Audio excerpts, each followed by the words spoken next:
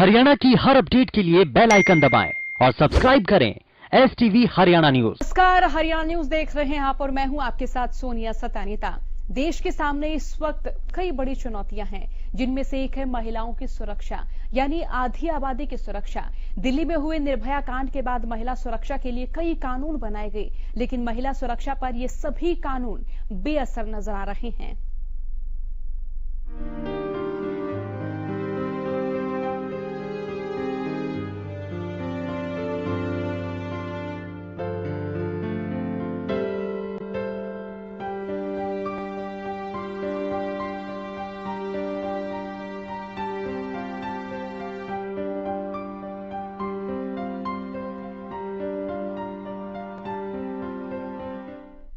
UP के हाथरस में युवती के साथ गैंगरेप और मौत के बाद हुए अंतिम संस्कार से पूरा देश इस वक्त गुस्से में है। पीड़िता को न्याय दिलाने और दोषियों के खिलाफ कड़ी से कड़ी कार्रवाई की मांग को लेकर आज पूरा देश एक मंच पर खड़ा है।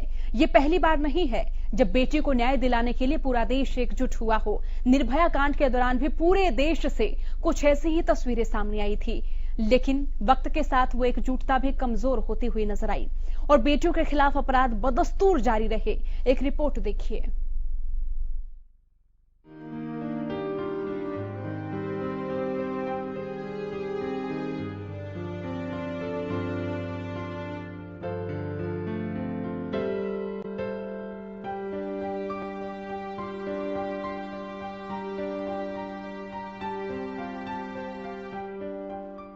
राम मंदिर की नींव रखकर राम राज्य की कल्पना करने वाले राज्य उत्तर प्रदेश के हाथरस में हुई एक घटना ने एक बार फिर पूरे देश को महिला सुरक्षा को लेकर गंभीरता से सोचने पर मजबूर कर दिया।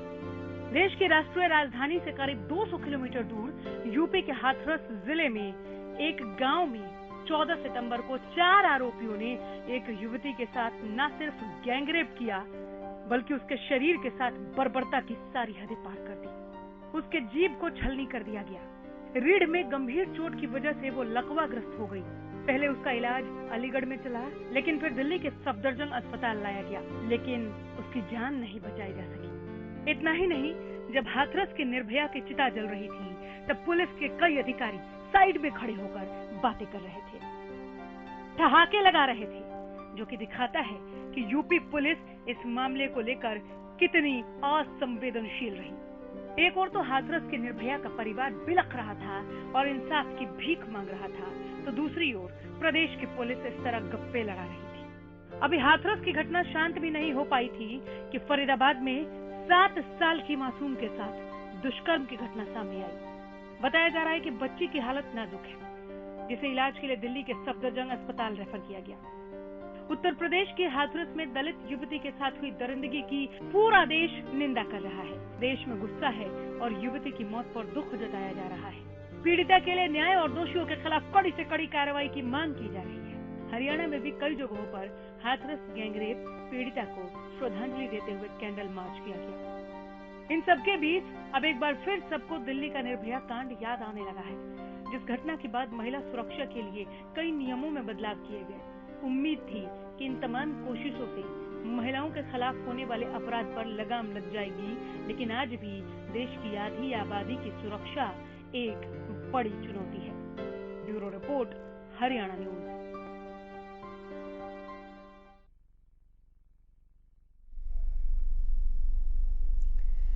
ये तस्वीरें मुझे भी भावुक कर रही हैं, स्तब्ध कर रही हैं। आपको भी ये तस्वीरें भावुक कर रही होंगी, स्तब्ध कर रही होंगी, सोचने पर मजबूर भी कर रही होंगी कि आखिर क्यों बेटियों के साथ ये वारदात होती रहती हैं। पूरा देश एक मंच पर एकत्र होता है, नारे लगाता है, मोमबत्तियां जलाई जाती हैं और बेटियों के लिए न्याय की मांग भी की जाती है, लेकिन धीरे धीरे फिर बेटियों के साथ ऐसे कुकृत्य सामने आते रहते हैं। तो आज हल्ला बोल में हम यही मुद्दा उठाएंगे कि इस देश में महिलाओं को कब सुरक्षा मिलेगी, कब महिलाएं देर सबेर अपने घर से बाहर निकलने में स्वतंत्रता महसूस करेंगी, अपने आप को महफूज महसूस करेंगी। हमारा नंबर टीवी स्क्रीन पर फ्लैश हो रहा है। तमाम दर्शक जो इस वक्त इस कार्यक्रम को देख रहे हैं वो हमारे साथ जुड़ सकते हैं, अपनी राय हम तक पहुंचा सकते हैं। साथ ही आज आपका जुड़ना बहुत जरूरी है, क्योंकि हाथरस में जो घटना हुई, उस घटना ने एक बार फिर हमारे सभ्य समाज पर खून के छींटे छोड़ दिए हैं। छोड़ दी है वो करहाती आवाज, जो करहाती आवाज बार बार हमें जगाती रहेगी, हमारी बेटियों की सुरक्षा के लिए, हमारी सुरक्षा के लिए, हमारी भावी पीढ़ियों की सुरक्षा के लिए। अब बात अगर फरीदाबाद की करें तो यहां से भी हमने खबर बताई, जहां 7 साल की बच्ची के साथ दुष्कर्म किया गया और बच्ची सफदरगंज अस्पताल में फिलहाल भर्ती है, जहां उसकी हालत सामान्य नहीं बताई जा रही है। तो आज हल्ला बोल में आप जुड़ सकते हैं। हमारा नंबर टीवी स्क्रीन पर लगातार फ्लैश हो रहा है। तमाम दर्शक जो इस वक्त इस कार्यक्रम को देख रहे हैं वो हमारे साथ जुड़ सकते हैं, अपनी राय हम तक पहुंचा सकते हैं। तो हाथरस का जो आक्रोश है वो हरियाणा तक आ पहुंचा है। तमाम संगठन नारेबाजी कर रहे हैं, तमाम संगठनों की ओर से न्याय की मांग की जा रही है। इसी बीच दर्शक अमित हमारे साथ कार्यक्रम में जुड़ चुके हैं। अमित, आप कार्यक्रम में जुड़ चुके हैं, क्या राय आप देना चाहेंगे, क्या विचार साझा करेंगे? देखिए जी, लगातार हो रहे हैं ये, जिस तरीके से पानीपत में भी आप लगा लीजिए, फरीदाबाद का आपने बताया, और हाथरस में जिस तरीके से मनीषा के साथ हुआ, इसके साथ, तो इस तरीके की घटनाएं बढ़ रही हैं। सरकार कुछ नहीं कर रही। लगातार जब मीडिया में आ जाता है बातें, तब जाके सरकार जागती है और इस तरीके के कानून पता नहीं क्या करते हैं, किस तरीके के कानून है। बेटियों के साथ लगातार अत्याचार जी पड़ी रहे हैं, कोई घट नहीं रहे। चलिए, बहुत शुक्रिया अमित कार्यक्रम में जुड़ने के लिए। तो यही आग्रह तमाम दर्शकों से जो इस वक्त इस कार्यक्रम को देख रहे हैं वो हमारे साथ जुड़े, अपने विचार हम तक जरूर पहुंचाएं। आप क्या सोच रहे हैं, इस समाज में क्या बेटियां सुरक्षित रह पाएंगी? क्या वो महफूज स्कूल से घर आ पाएंगी? क्या वो नौकरी करने के लिए किसी भी वक्त अपने घर से निकल पाएंगी? सबसे बड़ा सवाल हमारी आने वाली पीढ़ियों की सुरक्षा का है। सबसे बड़ा सवाल हमारी सुरक्षा क्या है? जो बेटियां पढ़ना चाहती हैं, जो बेटियां बढ़ना चाहती हैं, जो बेटियां इस देश में काम करना चाहते हैं, इस देश को एक सकारात्मक दिशा देना चाहते हैं, लेकिन फिर भी इन बेटियों के साथ ऐसी वारदातें क्यों हो रही हैं? क्या कैंडल मार्च निकालने से हम अपना दायित्व निभा लेते हैं? और क्या तमाम संगठन जब जमीन पर उतरते हैं, नारेबाजी करते हैं, क्या जरा सा भी खौफ समाज में ऐसी घटना करने वाले लोगों के दिल में पैदा होता है? तो रेप की वारदातें रुकने का नाम नहीं ले रही। हाथरस का आक्रोश हरियाणा तक आ पहुंचा है। यह आक्रोश पूरे देश भर में जारी है। पूरे देश के लोग हाथरस की बेटी को न्याय दिलाने के लिए गुहार कर रहे हैं। तस्वीरें आपको दिखा रहे हैं। हाथरस प्रकरण में आपने देखा, हमने भी हमारी रिपोर्ट में दिखाया, ये तस्वीरें भी हम आपको दिखा रहे हैं, जहां इस बेटी के शव को देर रात मुखाग्नि दी गई, जहां इसका अंतिम संस्कार किया गया। इनके माता पिता को बंधक बना लिया गया। माता रोती रही, बिलखती रही, झोली फैला फैलाकर तमाम अधिकारियों के आगे गुहार लगाती रही, प्रार्थना करती रही कि एक बार तो मुझे मेरी बेटी देखने दो, एक बार तो मुझे अपनी बेटी का मुंह देखने दो। लेकिन इन मां बाप की भी एक ना सुनी। तस्वीरें आपको हम दिखा रहे हैं। तो प्रशासन इतना असंवेदनशील क्यों हो सकता है? प्रश्न यूपी सरकार से भी है, प्रश्न समाज की सोच से भी है, प्रश्न उन आरोपियों पर भी है जो इस तरह के कुकृत्य, इस तरह की वारदात को अंजाम दे देते और समाज में एक बार फिर ऐसे ही हैवानियत सोचने वाले लोगों को फिर से हिम्मत दे जाते हैं। फिर से हम खड़े उठते हैं, फिर से संगठन खड़े उठते हैं। कैंडल मार्च निकाले जाते हैं, पोस्टर बैनर्स पर न्याय के स्लोगन लिखे जाते हैं, न्याय की गुहार लगाई जाती है। कुछ ही महीने में सब शांत हो जाते हैं। कुछ महीने बाद फिर एक दूसरी बेटी के साथ ऐसी वारदात को अंजाम दिया जाता है। ऐसा कुकृत्य फिर इस राष्ट्र के नाम पर अंकित किया जाता है और फिर ऐसे ही बेटियां हर साल में खून के छींटे छोड़ जाती हैं, न्याय की तड़प छोड़ जाती हैं, अपनी सिसकियां छोड़ जाती हैं और उन सिसकियों को हम बहुत कम वक्त तक महसूस करते हैं। तो तस्वीरें भी आपको हम दिखा रहे हैं किस तरह से आज का समाज असंवेदनशील हो रहा है। क्यों अधिकारी असंवेदनशीलता बरत रहे हैं, क्यों अधिकारी लापरवाह हो रहे हैं। आज हम नहीं बोलेंगे तो कल इस समाज की क्या स्थिति होगी। इसीलिए हमारा बोलना जरूरी है, आपका बोलना जरूरी है।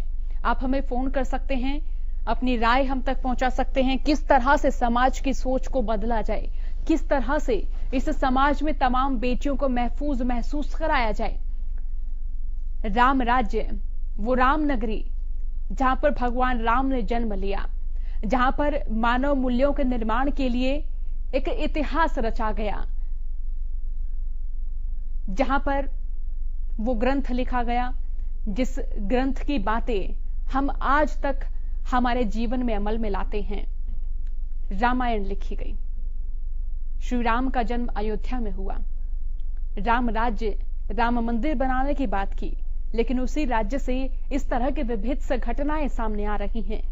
हमें सोचने पर मजबूर कर रहा है ये समाज, सोचने पर मजबूर कर रही है ऐसी सोच जिस सोच में हैवानियत भरी हो, जिस सोच में कि इंसान को इंसान ना माना जाए, जिस सोच में मानव मूल्यों को निचोड़ा जाए, जिस सोच में एक शरीर को इस तरह से निचोड़ा जाए कि उसमें ना तो सांस बचे और ना ही प्राण बचे, और जो कोई भी उन्हें देखे वो सोचने पर मजबूर हो जाए।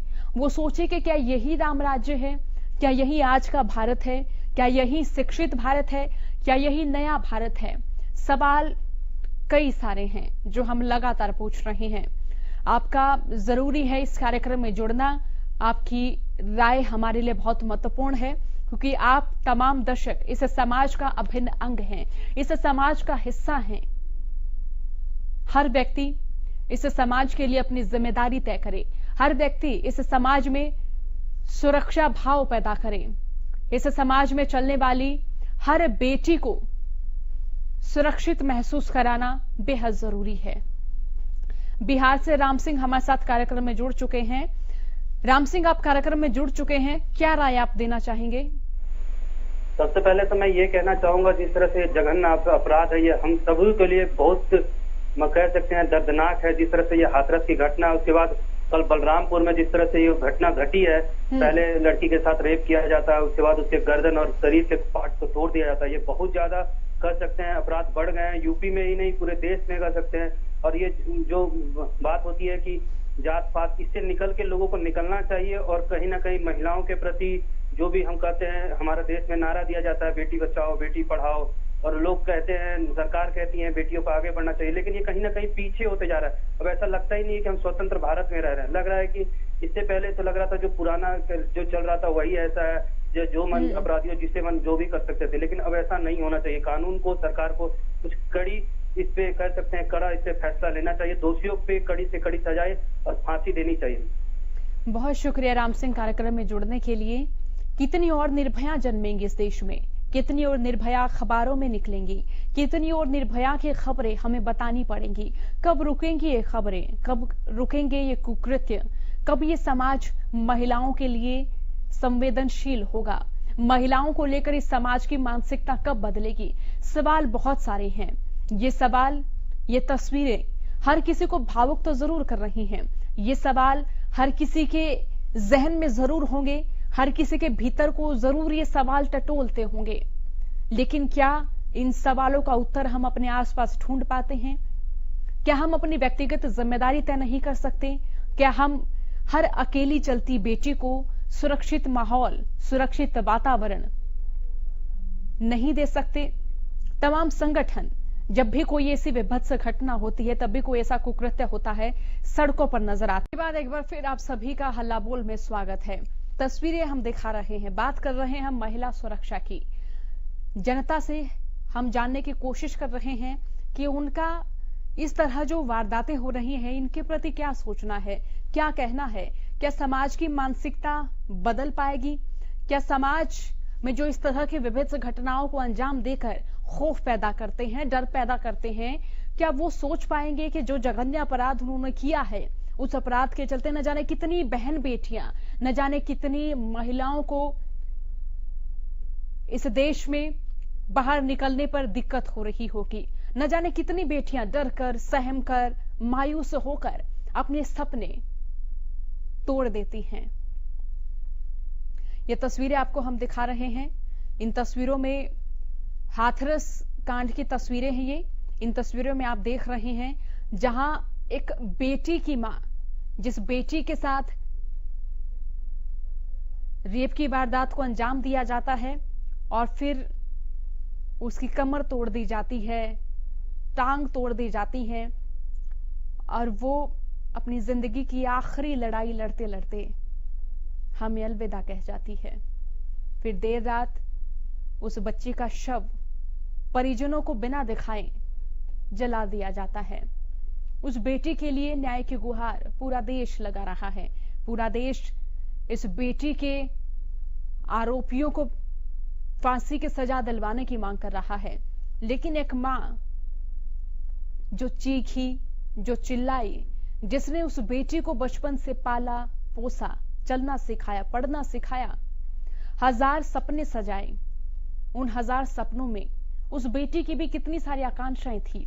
वो बेटी पढ़ना चाहती थी, वो बेटी बढ़ना चाहती थी, वो परिवार के लिए कुछ करना चाहती थी, दुनिया देखना चाहती थी। लेकिन ये तस्वीरें दिखाते हुए हमें भी अफसोस हो रहा है। अफसोस हो रहा है हमारे समाज की क्या व्यवस्था हो गई है, क्या सोच हो गई है।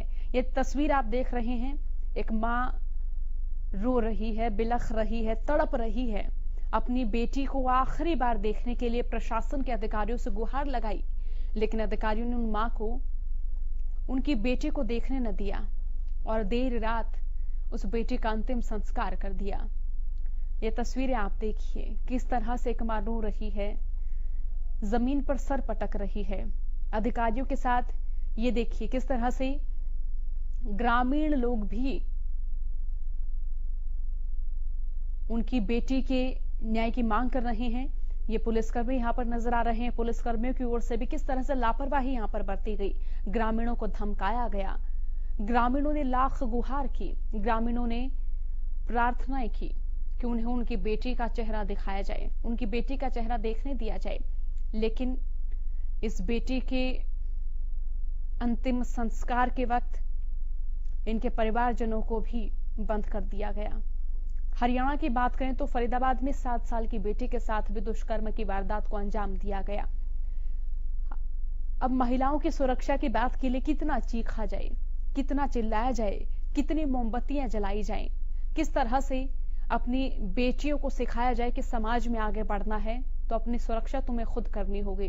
जब इस देश में कानून है, जब इस देश में संविधान है, जब इस देश में सरकारें हैं और वो सरकारें जो बेटी बचाओ बेटी पढ़ाओ का नारा देती हैं, तो ऐसे में फिर भी इस तरह की विभिन्न घटनाएं तब होती हैं तो सरकार पर भी बड़ा सवाल होता है। बड़ा सवाल खड़ा होता है इन अधिकारियों पर, जो अधिकारी बचपन से अपनी परवरिश में अपने इर्द गिर्द तमाम महिलाओं को देखते होंगे, मां के स्वरूप में, पत्नी के स्वरूप में, बहन के स्वरूप में, लेकिन फिर भी इन बेटियों के साथ ना तो वारदातें खत्म होने का नाम ले रही हैं और ना ही अधिकारियों की ओर से जिम्मेदाराना व्यवहार किया जा रहा है। ये तस्वीरें हम तमाम दर्शकों को बार बार दिखा रहे हैं। मैं भी स्तब्ध हूं और सवाल यही है कि आखिर कब तक इस देश में बेटियों के लिए हम लगातार पोस्ट लिखते रहेंगे, बेटियों के लिए हम न्याय की गुहार लगाते रहेंगे, जबकि इस देश में कहा गया है कि इस देश में तो नारियों को वेदों के दौरान ही पूजा गया है। प्राचीन अगर इतिहास की बात करें तो तब से नारियों की गौरव गाथाएं हम पढ़ते आए हैं, लेकिन आज के भारत की तस्वीर दर्दनाक है, बेहद दुखद है। फिलहाल के लिए इतना ही। बने रहिए हरियाणा न्यूज के साथ। नमस्कार।